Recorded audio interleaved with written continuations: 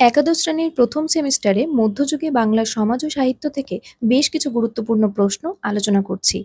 বাংলা সাহিত্যের অন্ধকারময় যুগ বলা হয় কোন সময়কে? ত্রয়োদশ ও চতুর্দশ শতাব্দীকে। মধ্যযুগ কোন সময়কে বলা হয়? খ্রিস্টীয় পঞ্চদশ থেকে অষ্টাদশ শতাব্দী পর্যন্ত সময়কে। ভারতচন্দ্রের মৃত্যু হয় কত সালে? 1760 সালে। সেন রাজারা কোন ভাষাকে সর্বাধিক গুরুত্ব দিয়েছিলেন? সংস্কৃত ভাষাকে। বাংলা ভাষা জন্ম মুহূর্তে কাদের পৃষ্ঠপোষকতা পেয়েছিল? পাল রাজাদের। তুর্কি আক্রমণের সময়কাল কখন? দ্বাদশ শতাব্দীর শেষ ভাগে। তুর্কি আক্রমণের কারণে কী হয়েছিল? হিন্দু রাজত্বের অবসান ঘটেছিল। প্রাণভয়ে অনেকে নেপাল, তিব্বত, ওড়িশা ও মিথিলার বেশ কিছু অংশে চলে গিয়েছিল। রাজশক্তির ভয়ে প্রচুর মানুষ ধর্মান্তরিত হয়েছিলেন।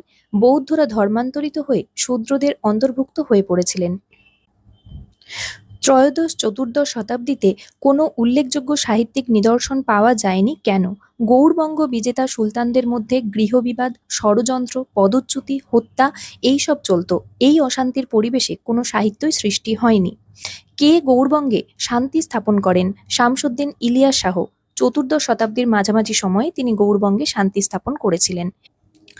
পঞ্চদশ থেকে অষ্টম দশকের মধ্যভাগ পর্যন্ত গৌড়ের সিংহাসন যাদের দখলে ছিল?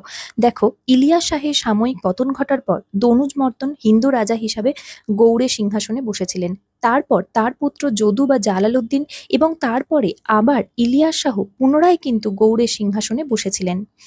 নৃপতি তিলক কাকে বলা হতো? সম্রাট হোসেন শাহকে। পঞ্চদশ শতাব্দী থেকে সৃষ্ট সাহিত্যে কোন দুই সংস্কৃতির সমন্বয় দেখা যায়? এক, লৌকিক সংস্কৃতি, দুই, ব্রাহ্মণ্য সংস্কৃতি। এই ভিডিওটা যদি তোমার একটুও ভালো লেগে থাকে তাহলে অবশ্যই একটা লাইক করো এবং বন্ধুদের মধ্যে ভিডিওটা শেয়ার করে দিও। আর এই ধরনের আরও নিত্য নতুন ভিডিও পেতে আমার চ্যানেল গল্পে গল্পে পড়াকে অবশ্যই সাবস্ক্রাইব করে রেখো।